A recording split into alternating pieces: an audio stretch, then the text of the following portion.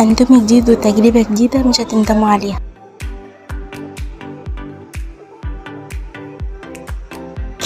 السلام عليكم ورحمة الله وبركاته. النهاردة بقى عاملة لكم اختراع حاجة كده جميلة جدا.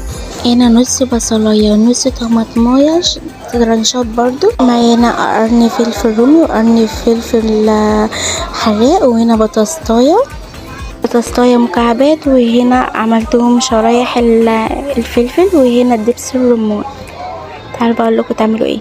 هنا معلقتين زيت، هنا فتحطت معايا اكتر 3 معالق زيت.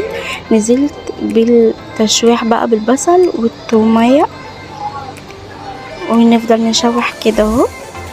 طبعا الثوميه انا عاملاها اللي هي بتبقى فرمه للثوميه. وهنا حطيت الطماطم ونزلت بالفلفل، وفضلت اشوح فيهم كده لحد ما يستووا خالص.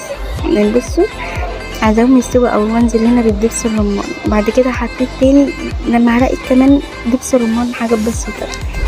فضلت اقلب لحد ما اداني الشكل ده، ونزلت عليه بالبطاطس، ونزلت عليه بحبه فلفل اسمر، وفضلت اقلب لحد ما القوام يبقى عامل كده، شايفينها. ونزلت بعديها ب3 كوبايات ميه.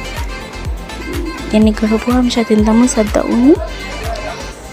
وهنا كنت بقلب علشان طعم البطاطس يبقى طعمها حلو بالملح. حطيت الملح وخليتهم عشان يبقوا طعمهم كلهم يبقى حلو. حطيت عليه طعم الاندومي. هنا بعد ما غطيته كانت البطاطسايه قربت تستوي خلاص، فحطيت بقى الاندومي. طبعا انتوا هتجيبوا نفس طعم الاندومي اللي انا جايب، اللي هي بالفراخ الكاري. وهنا بقى كنت بقلبه كده كويس لحد ما استوى. وهنا نزلت عليه بعد ما اتاكدت ان البطاطسايه استوت والمكرونه كمان استوت.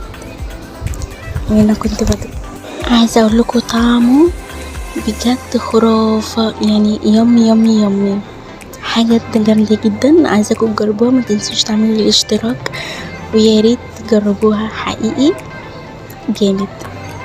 باي باي.